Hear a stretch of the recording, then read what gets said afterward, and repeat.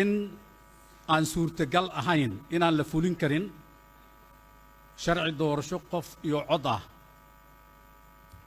kadib waxay soo jeediyeen in doorasho dadban la aado ayagaa ku soo heshiiyey dowladda federaalka iyo dowlad goboleedyada haddana baarlamanka wuxuu ansixiyey doorashadii dadbaneed 17 September waa la socotaan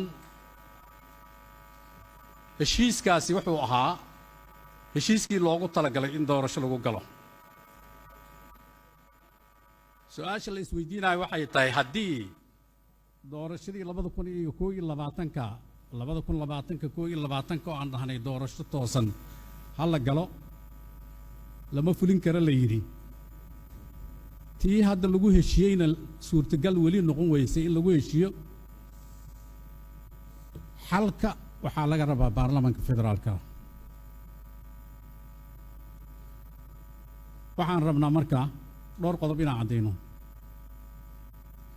waxaa laga hadlaa waxaa waay doorasho ayaa laga hadlaya iyo goormaa la qaban karaa halkan looma fadhiyo muddo kororsi wax la yiraahdo waxaan rabnaa dadka qaarkood oo su'aalahaasna weydiinaya ajandaha maanta waxaa waaye qodobka 9aad ee dastuurka ku meel gaarka ah madaxweynaha jamhuuriyadda federaalka Soomaaliya wuxuu u ogolaanayaa golaha shacabka mar walba inuu la hadli karo codsigaas ka yimid madaxweynaha jamhuuriyadda federaalka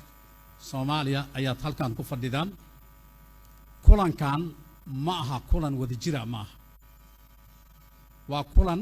uu leeyahay golaha shacabka ee baarlamaanka federaalka dhowr jeer halkaasaan ka sheegnay waxaan dhahnay golaha shacabka diyaar uma aha khilaafka inuu ka mid noqdo wuxuu diyaar u yahay xalka mar walba inuu qayb ka ahaado waxaan rabnaa marka saaxiibadaanada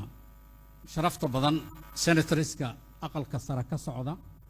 kulankan waa kulan golaha shacabka